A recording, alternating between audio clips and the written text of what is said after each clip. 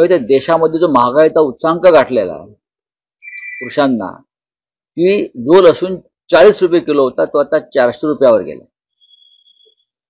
1500 रुपये देता बहिणींना, आणि बहीण जेव्हा थैली घेऊन मंडईत जाते तेव्हा तिची पिशवी परत रिकामी येते. 1500 रुपयात काही मिळत नाही. बोलिये. बीड आणि प्रकरणात आज पुन्हा संपादकीमध्ये प्रश्न उपस्थित केलेले आहेत. कसं बघतात की जे ते नवीन नेमले अजून मुख्य आरोपी जे अटक होते? बीडची परिस्थिती अशी आहे की त्या एका जिल्ह्यामध्ये राष्ट्रपती शासन लावावं अशी परिस्थिती आहे. अशी तरतूद आपल्या घटनेत नाही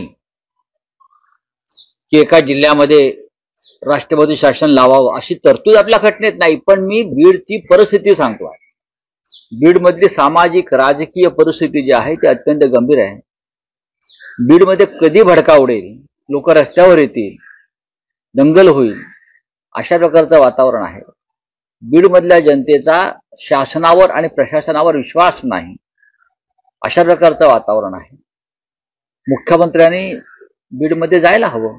गृहमंत्री आहेत आणि त्यांचे जे लाडके धनुभाऊ आहेत त्यांच्याबरोबर जायला हवं. बीडमध्ये संतोष देशमुख यांच्या कुटुंबाचा आक्रोश जर राज्याच्या गृहमंत्र्यांना मुख्यमंत्र्यांना विचलित करत नसेल तर हे सरकार माणुसकी शून्य आहे. त्याच्याविषयी आमच्या मनात कोणती शंका नाही. बीड आणि परभणी या दोन्ही जिल्ह्यात ज्या घटना घडल्या त्याच्यावर देवेंद्र फडणवीस माननीय मुख्यमंत्री हे फक्त थातूर मातूर उत्तरं देत आहेत. थातूर मातूर हा शब्द योग्य आहे. सरकारचे मंत्री जात आहेत बीडला, त्यांचं काय काम आहे तिथे? काय आरोपी मोकाट, आरोपी तुमच्या मंत्रिमंडळात. बीडचा आरोपी तुमच्या मंत्रिमंडळात, परभणीचा आरोपी अजूनही पोलीस खात्यात.